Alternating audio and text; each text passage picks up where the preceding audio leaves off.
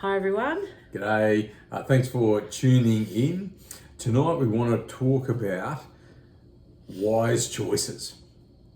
I think if we look back on our lives, choice is a part of life. I remember even at the start of this week, I had to get some work done, and so I decided I'm just going to work a little bit later. And so I did a full day at work, came home, had dinner, and then just sat down just to knock a few bits of administration on the head. And they took a little bit longer than I anticipated. Yes. And a little bit of time became a long bit of time, and went to bed much later than I anticipated. The alarm went off the next morning and I was sluggish getting up. And I remember even a few days into the week thinking, man, Still feeling I'm still feeling it. Like that one choice actually made an impact. through the week. But it wasn't a choice that I could make in isolation. Like I needed to get it done, and I was either going to get it done that night or find a different way. But choosing is a part of our life. Do you find it easy to make choices? I think it depends on what the choice is. If I feel like maybe there is, like if it's a life or death thing, or if it's something that has a bit more weight behind it, not like what am I going to have for breakfast. I find those choices easy. But for example, when I was needing to make the choice as to whether to do chemo or not when I was diagnosed with cancer, I found that choice really hard. Yeah. Well, and it's a big decision with a lot of different consequences. Yeah. And I think it matters about the kind of choice that we're making. It matters too about our personality. I remember doing some training for a youth work position, and the trainer said, look, if you make a decision in less than 3 seconds, you're not actually deciding, you're just reacting. And at that point I looked at my life and I thought, I think I've made all my decisions in about 3 seconds. And at that time I felt like it had turned out pretty well. And perhaps as you're watching this, you're someone who makes fast decisions. Maybe you take a bit more time. Maybe you're a very contextual decision maker that for big decisions you might slow down a bit and explore a little bit more. For smaller decisions, maybe you move through. I think we've all got our own different approaches. And when we come here, we're going to just draw some inspiration from the scriptures right here. And I'm reading from something that Jesus said. And he says this: anyone who listens to my teaching and follows it is like a person who builds a house on solid rock. Though the rain comes in torrents, absolute buckets, and flood waters rise, and the wind beats against the house, it won't collapse because it is built on bedrock. And it's that wise person there, we go through our life and we want to be making wise choices. Now, so just to come back to this idea of choice, like if we go back to actually a story that is told about the origin story of humanity, how it all began, and man and woman were created, and they were placed in this beautiful garden, and told you could eat from whatever you like. And you see, then in the middle of all these, you can pick the pear tree or the apple tree or the whatever tree, but then in the story we've got two trees.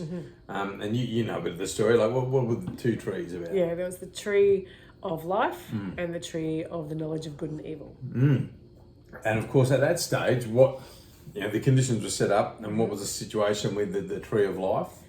Well, they were in the center of the garden, and they were told they could eat of like anything except for the tree of the knowledge of good and evil. Yes, yeah. So the tree of life, freely eat. Yeah, sorry, yeah. But then, as you said, the tree of knowledge of good and evil, don't eat it. It's funny, isn't it? The one that's kind of focused on. Yes, yeah, it is. Now, some people might try and tell you that that's supposed to be the tree of knowledge, and this is a story about how humanity was supposed to be condemned to foolishness. But No. we would actually describe this as the tree of morality. Yeah. A tree that gives you a system for dividing good and evil. Yeah. And it's interesting to say, well, why put the tree there? Yeah. Like if we've got kids. Yeah. We've got one particular daughter who's a bit of a chocolate fiend. She loves a bit of chocolate. Now, if I'm a good dad, do I put a bit of chocolate in front of her and say, "Don't eat this"? No, I think that would be me. That would be mean. It would be a bit unkind. And so we say, well, then isn't the creator in this story being a bit unkind by putting it there? And of course, the good religious answer is, it's a test. It's a test. It's always a test. And I'm not sure that that's entirely true. No. Because again, to me, that feels a little bit like the chocolate in front of the kid. I'm being mean. But I think if that was the case, the tree of life would be there and going, oh, you can't have that. But there was like, you could have life. But it was the choice is the thing that we were given, because God, again, didn't just want robots. Didn't want people to just be doing out of a sense of, I guess, obligation, or just with no choice at all. I think what you've just said really matters. So this is a story about freedom to choose. Yeah. You've got the option. And even in a place that is told it's a story of abundance, a story where you've got everything that you need, into that environment, there's still mixed in this idea of choice. You can choose to or not to. You can choose to go this way or that way. And it tells us not only that as in the origin story of humanity are we creatures of choice, but I think it actually expresses to us that we live in a universe where the giver of life is also a giver of choice. And I think this matters because as we move through our lives, for some of us, we think wise, a good choice. Well, actually, let's define our terms here. What is wisdom? Wisdom, I guess, knowing, being able to make good choices, knowing the right thing to do and doing it. I would say if you are wise, then you're able to make good choices in a variety of situations. Yeah, well, I just hear those two elements, knowledge and action. Yeah. Or information and action, knowing and doing. Yeah. And wisdom, living a wise life is knowing what to do and then doing it. Yeah. There's no point having all the knowledge, No. but then never making a move. Yeah. And again, depending on our own decision-making processes, some of us can lean towards, I just need a little bit more information, a little bit more information. And it's good to gather, it's good to explore, but we live in a finite world that says we need to make a choice. We need to put this into action. And I think, again, when I'm planning for a project at work, it's good. I need to do my research. I need to consult with my relevant standards. I need to consult with any engineers that I've had to do on a current project. I need to consult with my current building code. So I need to make sure I know my information. But at the same time, I live in a real world where sometimes clients are consulting with other construction agencies. They may have a deadline that they're working to. And so I need to go from decision to action. If you're at a party and you're seeing that love of your life across the room, you're very aware that it might be just this party that you've got that moment to move in before that other guy swoops in. And That's right. So the reality of a wise choice is actually information and action, knowing and doing. And we used to say, to be old and wise, you must first be young and foolish. Doing, you can maybe learn a little bit. But I think Jesus invites us to be people who make choices and who make wise choices. And I think part of that is, don't be afraid of making a choice. Actually accept that we have a choice to make. And that may be a relational choice. Do I take this relationship further? And that can seem to be a very intense decision when romantic feelings are involved. Is he the one? You know? Do I, in a business sense, do I trust this person for this next level of trust? So relationally, we're making choices. Some of us are looking about housing choices. Do I buy here? Do I buy there? Do I not buy right now? Some of us are looking at choices about raising kids. What's the best thing to do? And you made an observation today about not choosing and choosing. Do you remember what you? No, you'll have to refresh my memory. So it's been a long time since this morning. Yeah. Lots happened, but you. Oh yes, not choosing is still a choice. Yeah. Yeah, we can go. Oh, it's true, I don't know, but often it means that you haven't made a choice. Say in the negative, if you're going, I can't make a choice right now, then you're not moving to action. You're not moving anywhere, so you've still made a choice. Yeah. To go or not to go, oh, I don't know. Yeah. And you haven't gone, you've made the choice. It's true. And I hear that in this little phrase here where Jesus is saying, anyone who hears and puts them into action. Yep. And when we're exploring what following Jesus looks like, following Jesus is not just about getting information. No. It's about putting things into action, choosing what to do. And I want to just highlight for some people, if you've been around church circles, that sometimes we can avoid choice by saying, just God will tell me what to do. Yeah. And I think there's some wisdom in that approach, that as we gather information, one of the things that we should be doing is trying to work out what God is saying. And when Jesus even says it here, if you hear these things and put them in action, you're doing a good thing.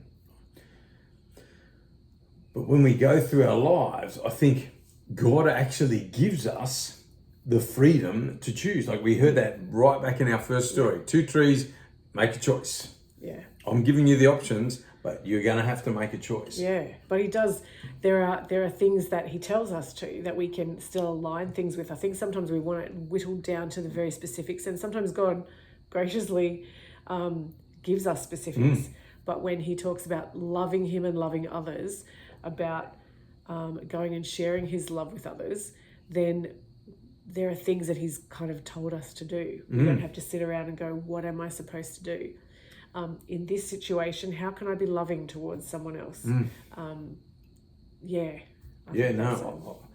agree. Yeah.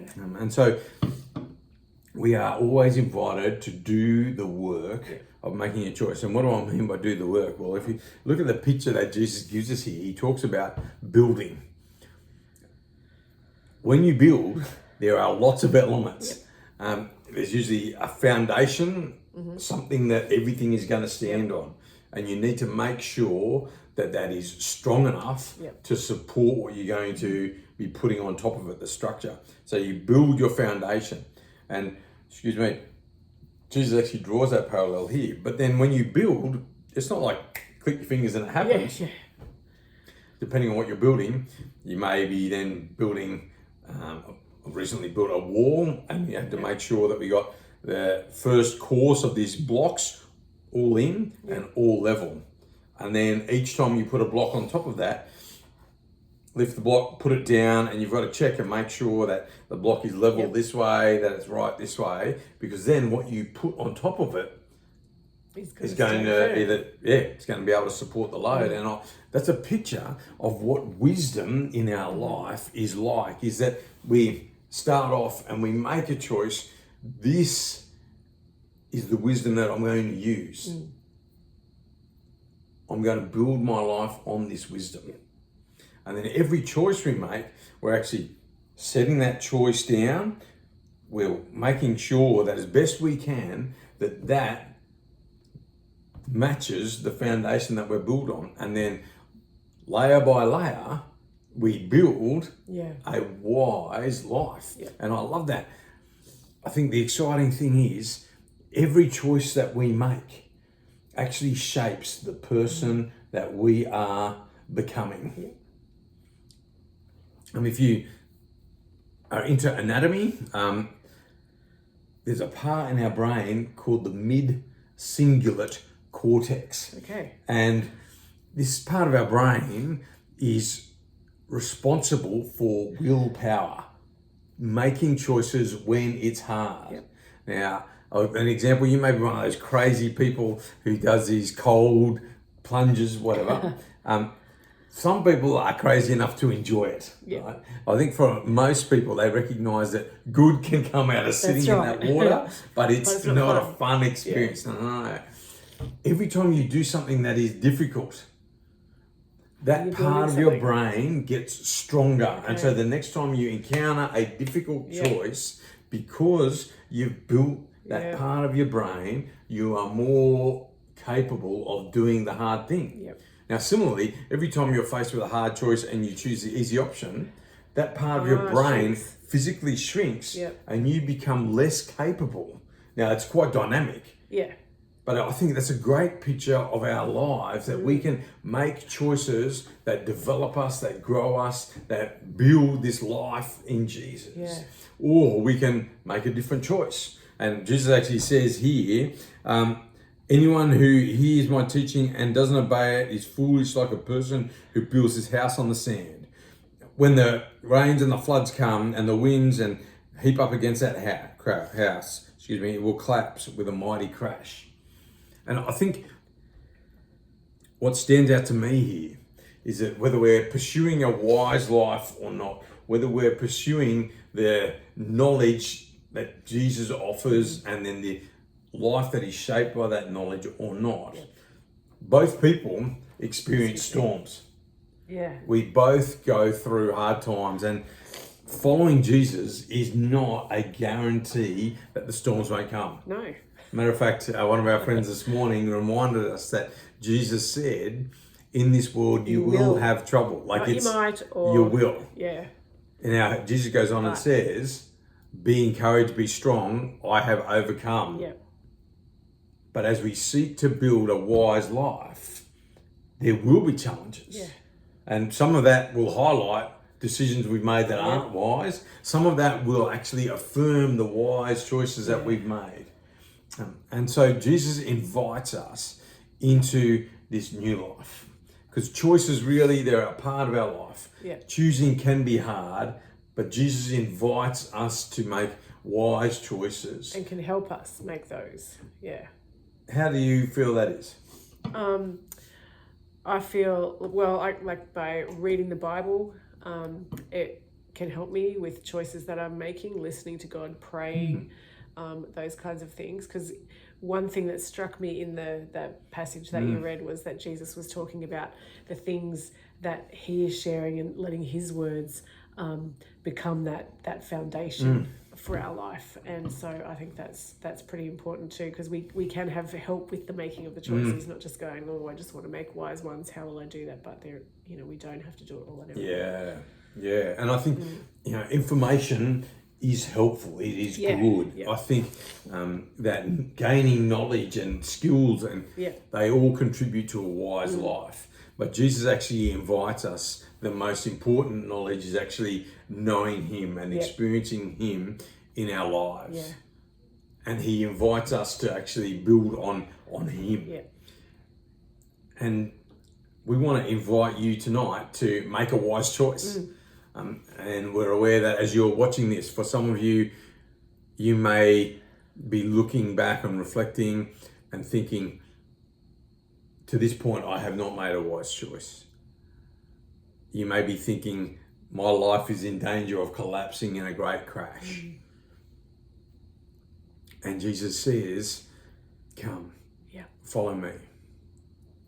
For others of us, we may be wanting to add to the wisdom, add to build stronger, to build better. And Jesus says, just come, follow me.